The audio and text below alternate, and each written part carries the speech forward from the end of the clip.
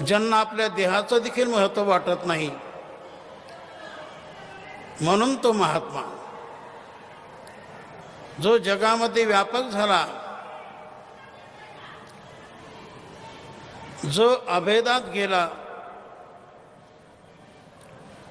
जो विकार शून्य झाला, दैवी गुणाने संपन्न झाला,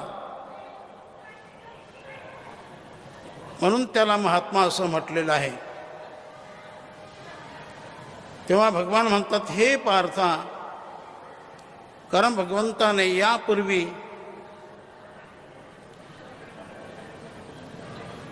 आसुरी लोकांचं वर्णन केलेलं आहे.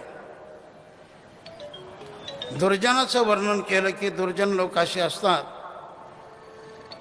आणि वर्णन करता करता शेवटी भगवान सांगू लागले, आता असं तू ये वायाने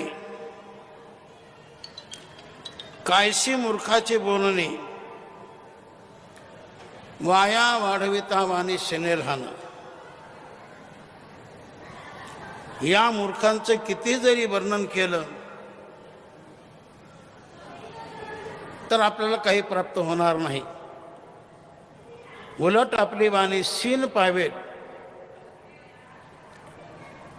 त्याकरता हे वर्णन आता राहू दे.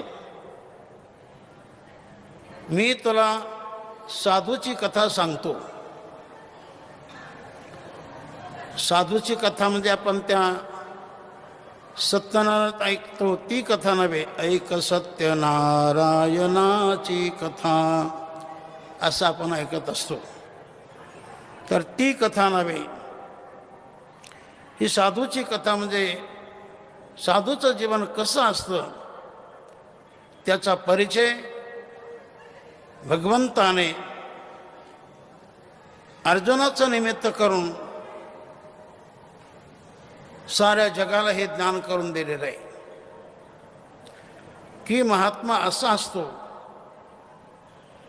की ज्याचं मन मोठं असतं, ज्याच्या जीवनामध्ये दैवी गुण असतात, आणि ज्यांनी भगवंताला जाणलेलं असतं की जो भगवान अविनाशी आहे, अशा तत्वाला की ज्या तत्वाला नाश नाही,